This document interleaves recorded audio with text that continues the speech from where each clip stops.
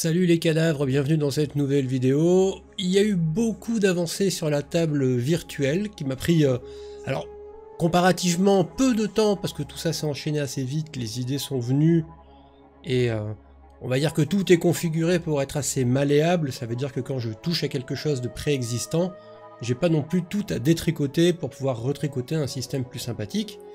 Au final, il y a des changements plus que majeurs. Ça mériterait presque qu'on change de version. On est presque dans la V3 finalement. Il y a des retours en arrière sur des choix que j'avais fait pour partir sur d'autres choix que je n'avais pas fait et qui auraient été bien meilleurs. Parce que le jeu évoluant, les joueurs évoluant, les besoins aussi évoluent et on se rend compte finalement que certaines choses qui étaient pratiques à un certain niveau deviennent un petit peu plus compliquées quand les joueurs commencent à avoir plusieurs choix. Donc il faut leur apporter à travers la table des facilités d'exécution de ces choix qui deviennent multiples. Donc les solutions se doivent de prendre en compte cette multiplicité de capacités en fait. Au niveau du maître de jeu, pas grand chose à changer puisque finalement, à titre personnel, moi j'ai suffisamment d'outils en main, puis je me les crée en douce finalement, les joueurs ne les voient pas forcément ces fameux outils là. Tous les changements se situent beaucoup au niveau des tables des joueurs, de la façon dont les choses leur sont présentées. Si je me rends sur la table du joueur 1, nous y voilà. Vous avez presque pas vu le changement, ça a été très discret. Si nous sommes sur la table du joueur 1, qu'est-ce qu'on peut voir comme changement premier dans les très légers?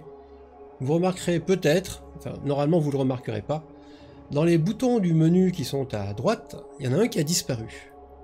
Le bouton pour afficher ou masquer les PNJ en train de parler a disparu pour la bonne et simple raison qu'au final, la fenêtre est censée être toujours ouverte pour qu'on voit les PNJ qui sont en train de parler, et qu'il n'y a pas de raison particulière de la masquer. Et c'était toujours un peu chiant de me dire que en fait, les joueurs devaient à chaque session l'ouvrir, alors que finalement, quand il n'y a pas de PNJ, elle est ouverte et elle ne contient rien, donc elle n'est pas gênante. Là, par exemple, on dirait pas, mais elle est ouverte. Elle est ouverte, si vous regardez en haut à droite, vous allez voir qu'il y a une petite barre, discrète, il y a un fond sombre, très discret, mais si je vais, moi, chez le maître de jeu, et que je fais apparaître un PNJ, peu importe lequel, voilà, celui-là par exemple, que je retourne voir chez mon joueur, vous allez voir que lorsque la feuille se met à jour, le PNJ apparaît là. Il n'y a pas de raison particulière que le joueur ait eu besoin de masquer ça en fait. Quand un PNJ est là, il faut qu'il le voie, même s'il n'a pas pensé à ouvrir la fenêtre, il faut que ça s'impose à lui. Moralité, la fenêtre étant toujours ouverte, plus besoin de petits boutons sur le côté pour l'ouvrir ou la fermer. Donc ça épure un petit peu l'interface. Deuxième changement assez dimensionnant, alors dimensionnant et esthétique et pratique, hein, c'est pas juste pour faire un truc impactant. Le clic droit que j'interceptais pour mettre une sorte de menu, un menu déroulant, vertical, quoi. Finalement je l'ai transformé pour qu'il nécessite de la part du joueur encore moins de lecture et encore plus de réactivité. Quand un joueur fait un clic droit, voilà ce qu'il a. Il a un menu radial à 4 choix. Finalement, en faisant la liste de ce que j'avais besoin de mettre à disposition du joueur, je me suis rendu compte qu'il n'y avait que 4 items, vu que tout est bien rangé après dedans, et que du coup ça se prêtait, plutôt que de faire un menu avec 4 choix, ça se prêtait bien à un menu radial avec, vous voyez, haut, bas, gauche, droite. Vous avez la feuille de personnage en haut, vous avez l'équipement à droite, vous avez les talents, compétences, sortilèges, techniques martiales en bas, et vous avez les notes que le joueur a pris à gauche. Et si par exemple je veux voir les notes, non pas les notes, c'est très personnel. Si je veux voir la feuille de personnage, voilà, ça fait simplement glisser en vue le contenu de la feuille de personnage. Je crois que vous aviez déjà vu le fait que maintenant elle ressemblait à ça, et que en haut vous aviez des petits onglets. En fait, vous voyez que les onglets personnages, talents et notes sont en réalité 3 des éléments du menu. Ce qui veut dire que lorsque vous choisissez talent, ça ouvre rigoureusement la même fenêtre, si ce n'est que ça vous positionne directement sur l'onglet talent. Donc il y a un clic en moins pour arriver à trouver la bonne information. Pour l'instant, je vais le cacher. Voilà, ce petit menu lisible, visible, sympathique et à la fois discret, franchement j'aime bien. Dans les modifications, alors il n'y a plus trop de juste cosmétiques, hein. On commence quand même à rentrer dans des trucs un petit peu lourds. Si jamais je clique sur le portrait du joueur, avant apparaissait en main une sorte de jeu de cartes qui contenait les techniques, qui contenait les sortilèges que le personnage pouvait lancer. Le problème étant que les niveaux montant, ces capacités-là se multiplient, et que le côté éventail de cartes, qui ne bouffe pas tout l'écran, ça devenait compliqué. Parce que si la carte est trop petite, ça sert à rien de la mettre, hein, on n'arrive pas à lire ce qu'il y a dessus. Ça prenait de la place, et je me suis dit, ça va pas être gérable. Il va falloir passer à quelque chose de différent et de mieux. Et donc, on va passer à la barre de raccourci. Alors très classique, hein, vraiment style jeu vidéo, style World of Warcraft pour pas le nommer, ou Seigneur des Anneaux, enfin bref, peu importe. Vous avez maintenant une barre de raccourci avec 28 emplacements. Je pense que ça va me permettre de voir venir, hein, avant qu'ils aient 28 trucs à placer dedans. Et de toute façon, je suis toujours parti du principe que ce qui n'est pas dans la barre, c'est trop tard pour le combat. Ça veut dire que si un joueur a 30 possibilités de techniques, avant le combat, il va devoir choisir les 28 qu'il garde en tête. Technique martiale et sortilège confondus. Ça va un peu limiter les choix et ça va permettre d'être un petit peu tactique. Puis 28, ça va, je veux dire quand même, le mec il va pas être emmerdé par le choix. Voilà ce qui se produit quand on veut la remplir. Je vais voir mes techniques. Et je clique sur ma technique. Et simplement, ça ajoute en bas, dans la première case, l'icône de la technique. Avec le petit 1. Vous savez que vu que les techniques martiales peuvent être lancées maximum 3 fois dans la scène de combat, chaque fois qu'on l'utilise, bah le 1 va être remplacé par 2, le 2 par 3, et le 3 par une case vide, parce qu'on sera arrivé au bout. Sinon, le système est le même qu'avant, c'est-à-dire que quand vous mettez votre souris sur la technique, vous avez la petite carte de rappel qui vous indique quand même comment ça marche chez le bousin. Si jamais je lance la technique, vous allez voir, c'est pas bien compliqué. La technique, elle passe à 2, et la petite carte qui s'affichait, elle passe à 2 aussi. Et on indique à tout le monde que il vient de lancer la carte Kuba rang 1. Si j'ajoute les autres techniques, tout ça se remplit gentiment. C'est assez classique. Si je reclique, ça enlève. Ça fait des trous dans le gruyère. Et si jamais je clique sur une autre technique, eh ben, elle va aller remplir les trous. Tout simplement. Donc il n'y a pas de... Si le joueur veut un ordre précis dans ses techniques, ben, il faut simplement qu'il les clique une par une pour qu'elles s'ajoutent dans l'ordre qu'il souhaite. Il n'y a pas de...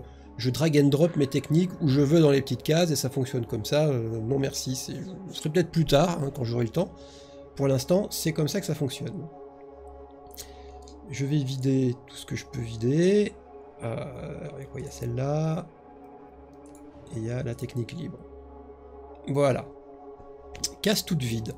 Pareil pour les sortilèges, pour ceux qui ont des sortilèges. Ça, c'est quand même un grand changement. Gain de lisibilité, gain de place, et gain de possibilités tactiques pour les joueurs. Hop, on cache. Ça, c'est quand même un des changements qui m'a demandé pas mal de temps, mais ça n'a pas été le plus chronophage, puisque derrière, j'avais une idée qui me trottait en tête depuis un certain moment. Et c'est ça qui m'a pris plusieurs jours de réalisation. Dans les petits changements, nous avons dans l'explorateur une nouvelle fonction. Vous allez voir si je vais sur la table du maître de jeu et que j'ouvre l'explorateur et que je mets une carte, peu importe laquelle, et que je fais apparaître le token du joueur 1, que voilà ici. Vous allez voir que chez le joueur 1, il a rigoureusement la même vue que moi. Et autant jadis d'avant, c'est moi le maître de jeu qui déplaçait les tokens. Maintenant, le joueur peut prendre son token pour le bouger sur la carte. C'est un retour en arrière, puisqu'avant c'était possible et je l'avais interdit, pour la bonne et simple raison que de temps en temps, moi en tant que maître de jeu, j'active cette fonction-là ici, qui est le masque de visibilité. Ce qui veut dire que le joueur ne voit que ce qu'il a autour de lui. Et si je permettais au joueur de déplacer son token, et bien simplement en le déplaçant, il avait le moyen de découvrir la carte devant lui, même accidentellement. Je ne veux pas dire que ce sont des tricheurs, mais on veut le bouger, on le bouge un peu trop loin, on voit la pièce qui est à côté, le cerveau humain étant ce qu'il est, on se souvient de la pièce qui est à côté. Et alors du coup, la modification elle est très simple. Si moi, maître de jeu, j'active le cache de visibilité, eh bien le joueur ne peut plus déplacer son token. Voilà. Il n'y a que moi qui peux lui faire des mouvements. Le joueur, lui, il ne peut déplacer son token que quand je désactive le cache de visibilité. Tout simplement. C'est 3 fois rien, mais ça me permet d'utiliser l'explorateur pour de l'exploration donjonesque, où on ne sait pas trop ce qui nous entoure, et pour de l'exploration plus le joueur a la carte de l'endroit où il va, donc il n'y a pas besoin de faire des mystères. Il a le plan entier sous les yeux et il se déplace lui-même à l'endroit qu'il souhaite. Voilà, c'était 3 fois rien, mais à une certaine époque, j'avais mis en place le principe que j'avais un petit cadenas que je pouvais cliquer pour interdire les déplacements des joueurs. Pour le coup, puisque ça ne se justifie que quand je mets le masque de champ de vision, autant lier le déplacement à la présence ou à l'absence du masque de champ de vision, ça fait 2 en 1. C'était quand même bien plus pratique. À titre personnel, sur le champ de bataille, que voici, je me suis rajouté, alors, je sais plus si j'en avais parlé dans les vidéos, dans la dernière vidéo, je sais plus trop, maintenant, mais si j'en ai parlé, voilà. Le fait que chaque monstre enfin chaque adversaire du moins, a son propre dé d'attaque qui prend en compte du coup sa valeur de toucher, etc. etc. J'ai ajouté un petit bonus à ça. Le petit bonus, c'est que si je fais apparaître des gens, voilà, par exemple ici je vais mettre une carte enfant pour que ça soit plus joli. Ici j'ai le joueur 1 et j'ai 2 PNJ. Voilà, un sur un gros socle et un sur un petit socle. Si on fait de l'initiative, alors on va tout bien reprendre à 0. Tac, tac, tac. Et ça marche mieux quand on repart de 0. Si je fais de l'initiative, et que mon joueur, lui aussi, fait de l'initiative, voilà, on l'a fait. Vous avez vu en haut qu'il y avait le tracker d'initiative qui m'indique que mon joueur a fait 2, que moi j'ai le monstre A qui a fait 7 et le monstre B qui a fait 5. Ça c'était d'avant. Maintenant ce qui se passe c'est que quand moi je vais agir, admettons le méchant A tape sur le joueur, ça fait un jet d'attaque. En contrebas vous pouvez voir qu'il y a toutes les informations sur le résultat du dé, le seuil, la défense touchée et les dégâts infligés, tout le monde les voit. Il n'y a pas de paravent sur ce coup-là, je ne triche pas. Et il y a derrière le A, si vous regardez au niveau du widget initiative, au-dessus du A, il y a des espèces de petites pointes qui sont apparues. C'est une étoile qui se met derrière en fait, et ça veut dire a déjà agi ce tour-ci. Ça m'évite moi d'avoir à oublier qui agit, qui n'a pas agi. Et pareillement, quand mon joueur va attaquer, vous allez voir que au niveau de son portrait, il y a une étoile qui apparaît, qui m'indique celui-là a agi. Ça permet de retracer très précisément qui c'est qu'on a oublié. Alors bien évidemment, si un personnage, imaginons par exemple que le token B, il se déplace. Le fait de le faire se déplacer ne déclenche pas l'apparition de la petite étoile. Techniquement, il n'y a pas d'action. Il n'y a pas vraiment d'action. Et moi, en tant que maître de jeu, je peux être amené à déplacer un token juste parce qu'il est mal placé. mais juste pour le mettre à sa vraie place et pas parce qu'il a bougé. Donc le fait de bouger un token, je ne peux pas le considérer comme tu as agi. Parfois j'ai besoin de bouger juste pour placer le token au bon endroit. Donc je suis un peu lié par ce truc-là. C'est une assistance qui ne va pas jusqu'au bout, puisqu'elle ne me dit pas vraiment est-ce que tout le monde a agi. Tout ça est très verbal.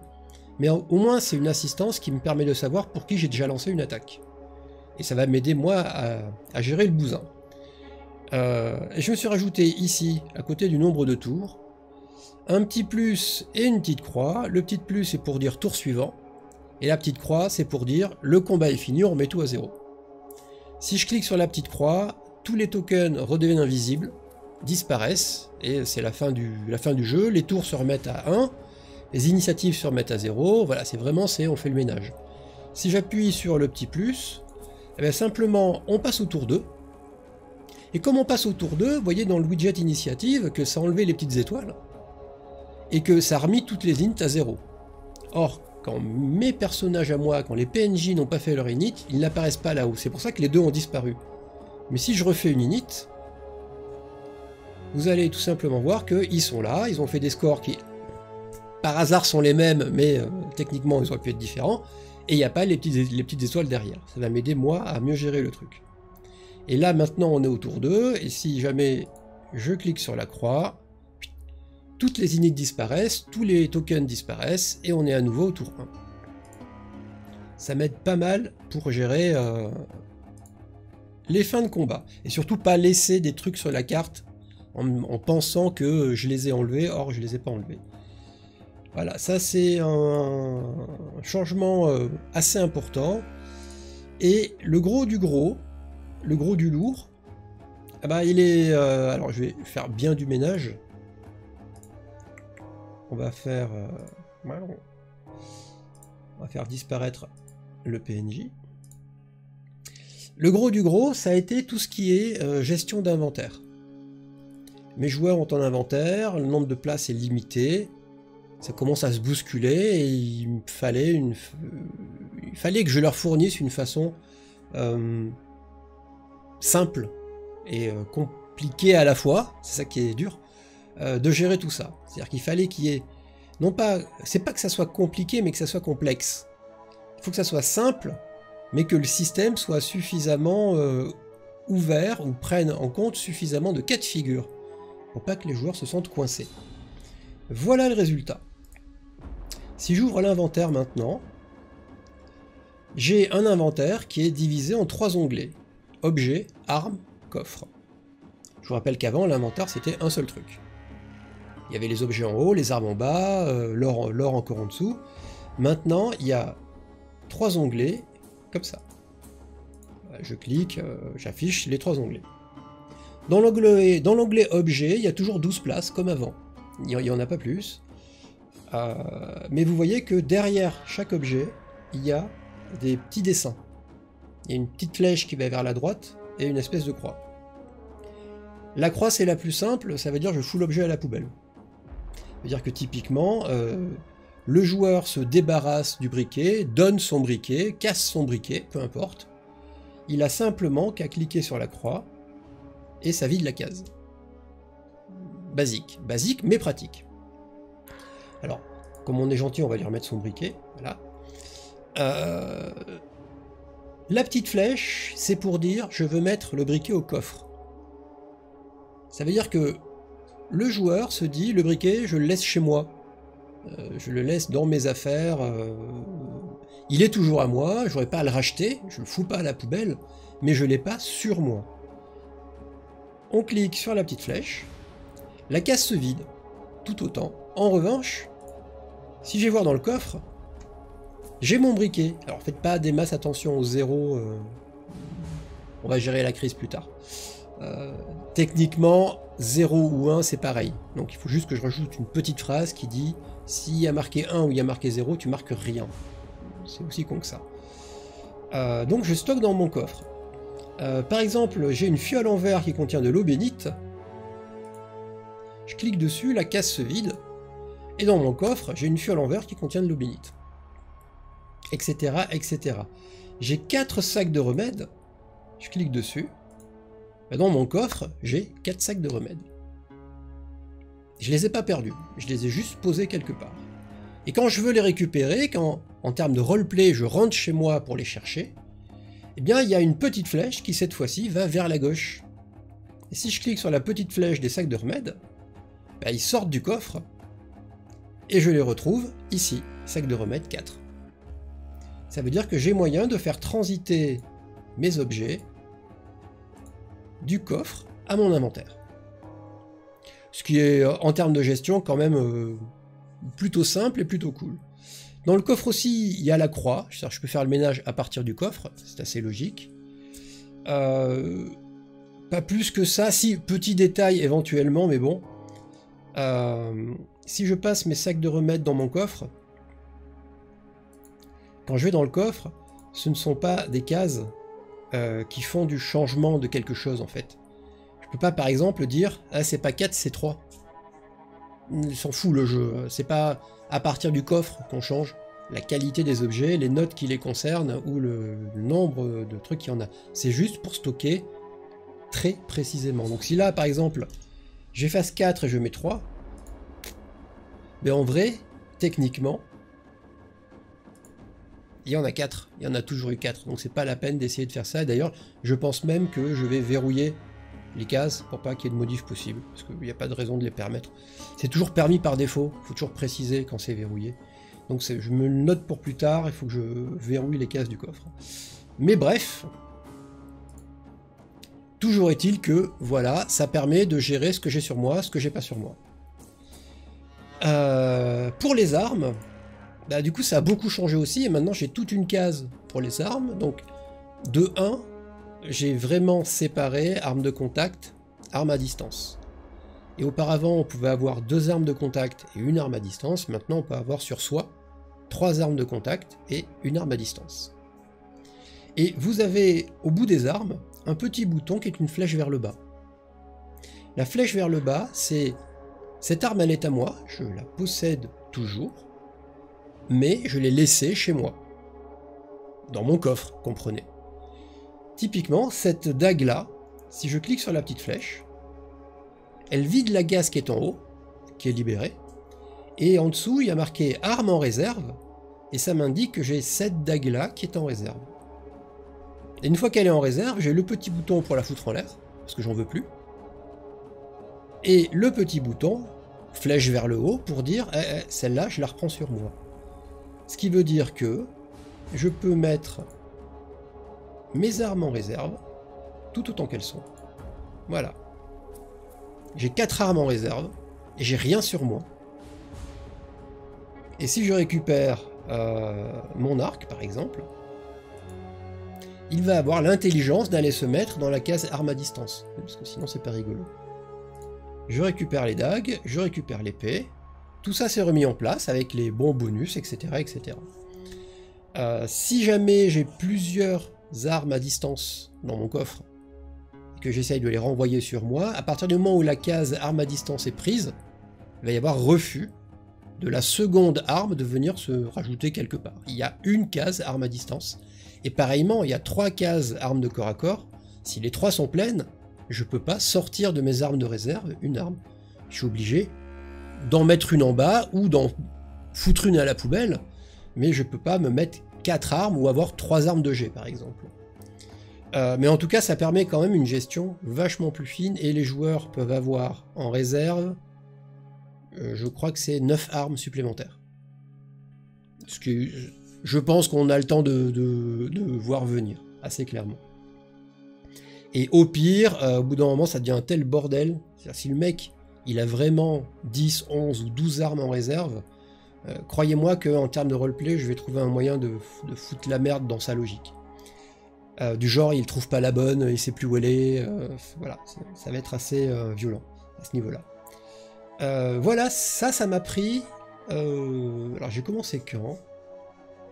J'ai commencé samedi, on est lundi, donc ça m'a pris 3 jours d'arriver à mettre ça en place et à faire en sorte que tout fonctionne. Ma foi plutôt bien, hein. Maintenant l'inventaire il est quand même assez carré. Alors il y a un truc que j'aurais adoré faire, c'est que vous voyez qu'en fait chaque arme a une petite case qui indique non pas la quantité, mais son bonus magique. Et typiquement, la première dague est une dague +1. Il y a 1 dans la case. J'aurais adoré que quand le joueur lance une attaque, je puisse prendre automatiquement en considération le bonus qui est là-haut. Le problème, c'est que si vous prenez ce cas de figure-là, par exemple, le joueur, sur lui, il a 2 dagues. Il en a une qui est +1, et l'autre qui est +rien, mais qui a un pouvoir. Et je n'ai pas moyen simple de faire en sorte de savoir si le joueur il a pris la dague +1 dans sa main droite, dans sa main gauche, et la dague normale dans sa main gauche, dans sa main droite, ou alors est-ce qu'il a une épée et une dague? Et je veux pas que le joueur il ait à aller dans son inventaire pour cliquer des cases en disant c'est celle-là dans la main droite et celle-là dans la main gauche, et du coup dès qu'il veut changer, il faut qu'il retourne dans l'inventaire, décocher des cases, recocher des cases. C'est pas ce que j'appelle simple et pratique, j'appelle ça chiant. Je trouve beaucoup plus simple que le joueur décide verbalement quelle dague il prend et qu'il rajoute mentalement 1 à son seuil de toucher s'il a la dague +1. Plutôt que moi essayer de m'emmerder à faire un système pour oh là là mon dieu c'est automatique, alors qu'en fait ça l'est pas du tout, ça demande au joueur d'aller dans des cases cocher des trucs. Donc voilà, c'est une case qui n'est que mémo en fait. C'est une case mémo, c'est pas une case système qui est pris en compte. Je ne peux pas aller jusque là, il faudrait que je fasse ça différemment, et j'avoue que je vois pas bien comment je pourrais deviner ce qu'il y a dans la tête du joueur. Vu que le système qui est en place, je vois pas par quel biais je peux deviner ou par quel biais le joueur peut hyper facilement et rapidement indiquer quelle arme il a où. Donc du coup, pour l'instant, on s'en passe. Voilà le petit délire. Je veux pas dire de conneries, je crois qu'on a fait le tour. Il me semble.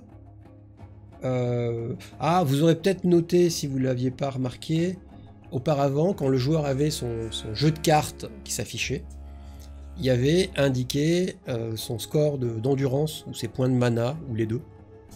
Pour lancer des sorts, utiliser des techniques. Quand j'ai viré le jeu de cartes, je me suis dit, on va virer ces trucs aussi. Et on va faire en sorte qu'ils soient toujours visibles dans un endroit pas trop prégnant. Et en fait, ils sont en bas. Si vous regardez à côté des portraits, vous pouvez voir, à côté du joueur 1, il y a un 8 dans une case qui est en haut. À côté du joueur 2, il y a un 25 dans une case qui est au milieu. Et le joueur 3, il a un 6 en haut et un 5 au milieu. Ce qui est en haut, c'est les points d'endurance. Ce qui est au milieu, c'est les points de mana. Comme ça, tous les joueurs voient les points d'endurance et les points de mana de tous les autres joueurs. Partout. Là, je suis sur la case d'un joueur. Il a cette vue-là. Et si jamais j'utilise une technique, prenons une technique, voilà, on va prendre coup bas par exemple. Si je lance coup bas, le 8 est passé à 7 parce que coup bas m'a coûté 1 point. Si dans la même scène de combat, je relance coup bas, c'est passé à 5 parce que je l'ai lancé une deuxième fois, donc elle m'a coûté 2 points. Et si je relance une troisième fois coup bas, c'est passé à 2 parce qu'elle m'a coûté 3 points. Et l'icône coup bas a disparu puisque je vous rappelle que c'est 3 fois maximum. Voilà, donc tout ça fonctionne assez bien. Et moi ici, je vais juste signifier une fin de combat et une nuit de repos pour que mes joueurs commencent quand même leur truc avec 9 points. Sinon les pauvres, ils vont pleurer. C'est pas mal, hein, on a fait un grand bond en avant. Alors j'ai un truc qui n'est pas encore fini. Je vais vous le montrer, hein, parce que je suis fifou, et j'en suis fier. La carte de ville, où mes joueurs passent beaucoup de temps, jusqu'à maintenant, elle était très statique. On pouvait la slider, on pouvait y déplacer des tokens, mais il fallait forcément qu'elle soit un peu pauvre en informations, pour pas que visuellement, ça soit le bordel.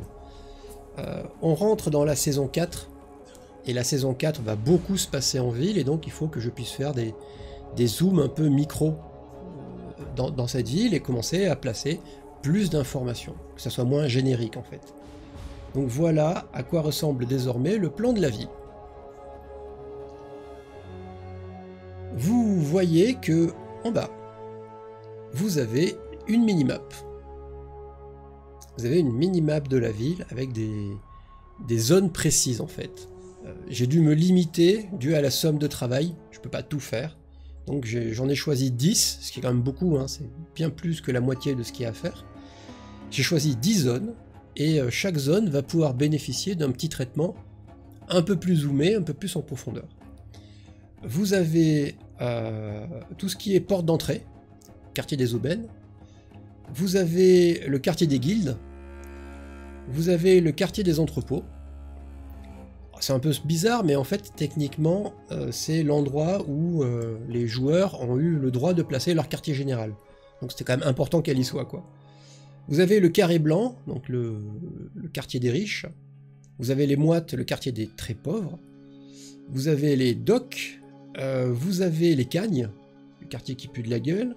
Vous avez le quartier des temples, où les joueurs ont passé beaucoup de temps et se sont fait beaucoup d'alliés. Vous avez le quartier noir, qui est le quartier chaud de la ville, où tout le monde va s'amuser, et forcément il va s'y passer des trucs. Et vous avez le quartier des fers, où il y a la commanderie, et Roy s'y traîne beaucoup. Voilà, ce sont les 10 endroits que j'ai choisi de faire en zoom. Pour l'instant, ils ne sont pas tous faits, parce que ça prend du temps de les faire tous. Il y en a 4 qui sont faits sur les 10. Typiquement, on va prendre la cagne, par exemple. Ça veut dire que mes joueurs ont la même chose chez eux, hein, c'est pas un truc de maître de jeu. Mes joueurs cliquent sur cagne. Voilà, et voilà ce qu'ils affichent. Ils affichent le quartier des cagnes. Alors, la zone précise où le jeu va se passer, parce que le quartier est bien plus grand. Quand les quartiers sont très étendus, j'ai dû, moi en tant que maître de jeu, choisir une zone 16 neuvième, hein, pour que ça corresponde à une carte, 16 neuvième, où je vais m'efforcer de concentrer les actions. La carte, elle est au-dessus de la carte de la ville. Ça veut dire que si je l'enlève, vous voyez, si par exemple, je fais scroller la carte et que je suis devant les entrepôts, quand j'active la cagne, et que je désactive la cagne, bah, je suis toujours sur les entrepôts. C'est juste une version zoomée qui se superpose, hein, il n'y a pas de magie. Donc j'active la cagne, sur la minimap, ça m'indique en bleu la zone qui est couverte, la zone qui est concernée. C'est juste esthétique, hein, c'est aussi pour que le joueur se souvienne de quelle carte il a allumé. Vous avez des lieux, on va dire des points d'intérêt. Des points d'intérêt particuliers et importants, dans une espèce de liste qui est située à droite. Ici par exemple vous en avez 4, qui sont répertoriés sur la carte par des points 1, 2, 3, 4. Et vous avez des petits symboles qui se baladent sur certaines maisons. Ces petits symboles, alors ils ont un sens de par leur look. Alors je sais bien que ces histoires d'icônes, on met du temps à s'y habituer, parce qu'au début on ne sait pas trop à quoi ça correspond, ou on se fait une fausse idée de à quoi ça correspond, mais avec l'usage on finit par capter ce que c'est. Par exemple, si on prend l'espèce de petit masque qui est sur la droite, en haut à droite, les petits masques indiquent les bordels, indiquent les maisons closes. Alors peut-être qu'au début c'est pas évident, mais bon, une fois qu'on le sait, dès qu'on voit un petit masque, on se dit ah, tiens c'est marrant, il y a une maison close ici. C'est aussi con que ça.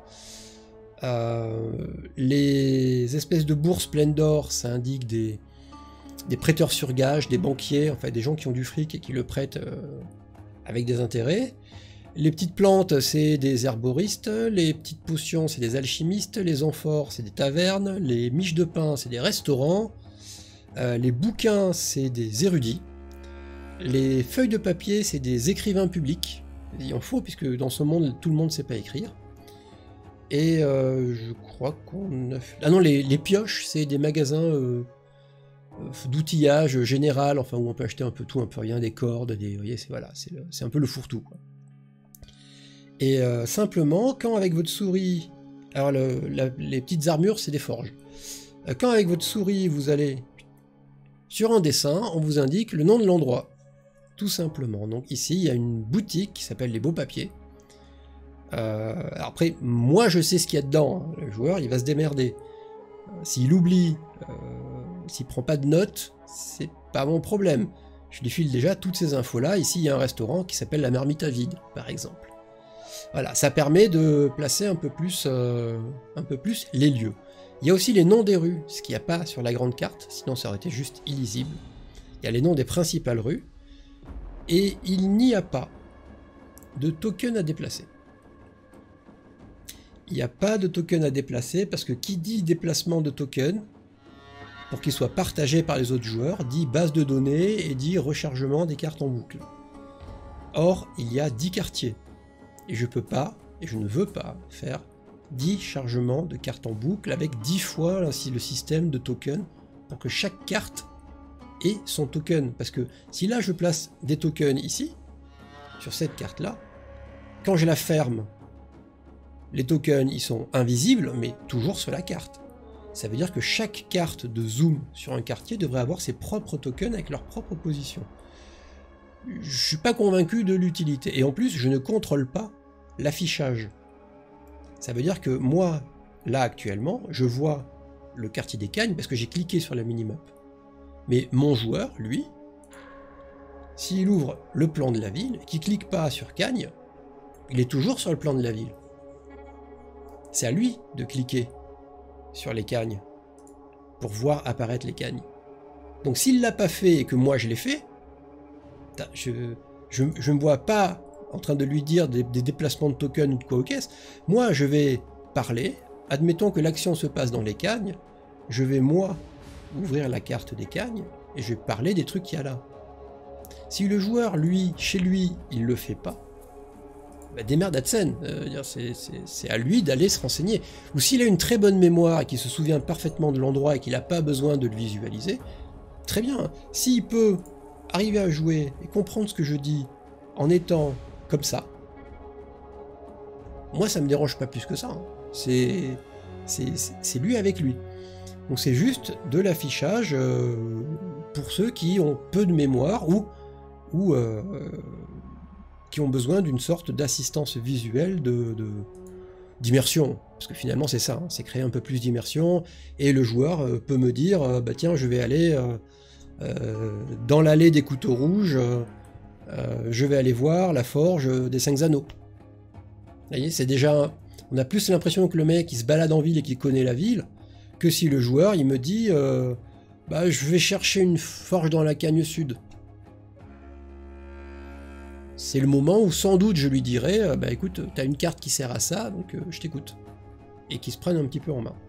Voilà, donc il y a actuellement la Cagne Sud, puisque c'est la plus dangereuse. La Cagne Nord c'est un territoire allié, donc je ne vais pas le faire pour l'instant. Vous avez le quartier des entrepôts, où ils ont leur tour, puisqu'ils sont installés dans une tour maintenant, avec pareil plein de petites informations. Je vois d'ailleurs deux que j'avais pas citées parmi les petits dessins. Il y a la petite croix qui indique des chapelles, des lieux de culte, et vous avez l'espèce de parchemin enroulé. Ce sont les endroits où on peut trouver des pigeons voyageurs, des corbeaux en l'occurrence, pour envoyer des messages ailleurs. Voilà. C'est quand même utile de savoir où est-ce qu'on en trouve. Vous avez le quartier des temples, qui est le dernier à avoir été fait, je crois. Ouais. Ah ouais, je crois que c'est le dernier.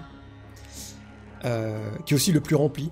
Vous pouvez voir qu'il y a des icônes un petit peu partout. C'est un quartier qui est rempli de gens qui savent des choses et qui exercent, donc c'était logique qu'on puisse trouver des petites boutiques un peu dans tous les coins de rue. Donc il fallait que je le charge un petit peu plus. C'est sûr que quand je vais faire le quartier des Moites par exemple, bon bah le quartier des Moites c'est que des pauvres qui vivent là, donc autant dire qu'il ne va pas y avoir 10 000 trucs absolument hallucinants. Voilà, ça c'est un bon gros changement qui prend place. Il me faut à peu près une demi-journée pour faire une carte, sachant que j'ai autre chose à faire de mes journées que faire des cartes. Donc tout sera clairement pas prêt à temps, c'est évident. J'aurais pas fait les 10 cartes d'ici mercredi, puisque la prochaine fois qu'on joue c'est mercredi. Typiquement, voilà, si je vais voir le quartier des guildes actuellement, ah bah, il a rien affiché, parce qu'il n'y a rien, tout simplement. Voilà, monsieur, dame, on a fait un sacré tour des changements. Il y en a un en plus. Il y en a un en plus, mais il ne concerne qu'un seul joueur. Par contre, il est presque achevé. Il manque un truc que le joueur doit faire et qu'à mon avis, il ne fera pas avant mercredi, parce que je commence à le connaître. Et que c'est une grosse feignasse. Non, c'est qu'il y a plein de choses à faire, très certainement. Un de mes joueurs se retrouve à gérer des PNJ. Des PNJ qui lui obéissent, qui doivent l'aider à faire quelque chose. Et je lui ai conçu, ici, une interface qu'il est le seul à avoir. Donc il n'y a que lui et moi qui l'avons. Que j'ai appelé escouade tactique. Et l'escouade tactique, c'est une carte de la province, avec ici les jetons. Alors je vous rassure, il s'appelle pas Tata Yo-Yo, mais c'est juste histoire de... Le temps que le joueur choisisse en fait les noms des gens qui le servent, voilà, c'est juste pour vérifier que les noms s'affichaient bien quand il y avait des noms. Il aura ici des tokens, et qui sont là, comme ça. Et le joueur va pouvoir les placer sur la province pour me dire où est-ce qu'il envoie les mecs qui travaillent pour lui. Ça indique quand même de quel token on parle. Ça veut dire que si jamais lui, par exemple, je le positionne sur la capitale, que je suis pas en train de mater la capitale, quand je clique dessus, ça bouge la carte pour que je le vois et ça le fait scintiller pour que je vois à peu près où il se trouve. Parce que sinon c'est compliqué sur une carte qui est un petit peu très détaillée de voir exactement où se trouve l'icône. Et les dessins sont un peu particuliers, j'aurais pu mettre le portrait des personnages, sauf qu'en fait c'est beaucoup plus utile de mettre leur spécialité, c'est-à-dire que le joueur doit choisir la spécialité des gens qui seront avec lui. Il y a des gens qui sont plutôt discrets, il y a des gens qui sont plutôt sociables, il y a des gens qui sont plutôt combatifs. Et donc, fonction de qui il prend et de fonction de où il les envoie et quoi faire, ces gens-là vont lui ramener, ou pas, certaines informations, plus ou moins précises, plus ou moins utiles. Ça sera à lui de faire des choix.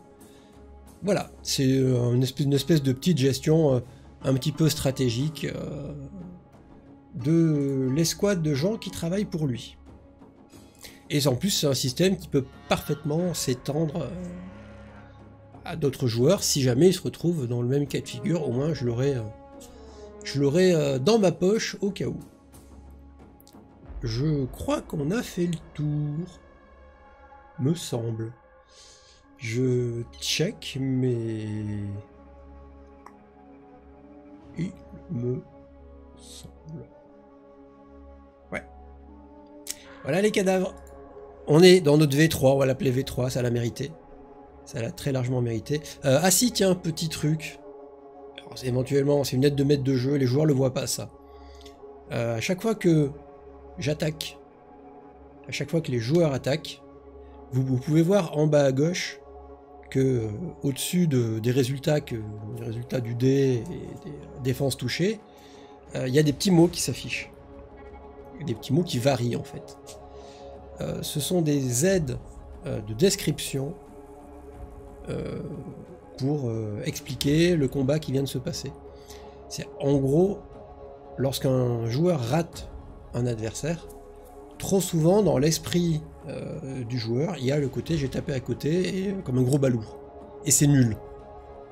Or non, un coup peut échouer parce que il ricoche sur l'armure, parce que quelqu'un l'a paré avec une épée, parce que le mec s'est jeté de côté, ou parce que le joueur a tapé comme un gros débile bien à côté. Il y a plusieurs cas de figure, et certains sont plus nobles. Frapper et se faire parer son attaque, ok, le mec il a le droit de parer et rater attaquer et rater un éléphant dans un couloir, c'est ridicule. Et tout n'est pas tout le temps ridicule, et les joueurs ont tendance, je l'ai remarqué, à confiner au ridicule. Ça veut dire si j'ai pas touché, c'est que je suis nul, que j'ai raté. Du coup, j'ai fait une sorte de choix aléatoire, et tout n'est pas au même degré d'aléatoire, il y a des choses qui se passent plus souvent que d'autres, qui m'indiquent comment décrire un coup qui rate. Est-ce qu'il rate parce qu'il a été paré? Est-ce qu'il rate parce qu'il a été encaissé? Est-ce qu'il rate parce que le joueur a vraiment tapé à côté? Voilà, ça va me permettre d'introduire dans le récit du combat un petit peu plus de variété, sans avoir à moi-même faire le choix. C'est-à-dire c'est le système qui va m'indiquer qu'est-ce qui s'est passé pour que l'attaque rate. Et ça, mentalement, ça simplifie beaucoup les choses en fait. Voilà, là on a vraiment fait le tour. Allez les cadavres, je vous laisse. Bon jeu à vous, que vous jouiez. Ciao.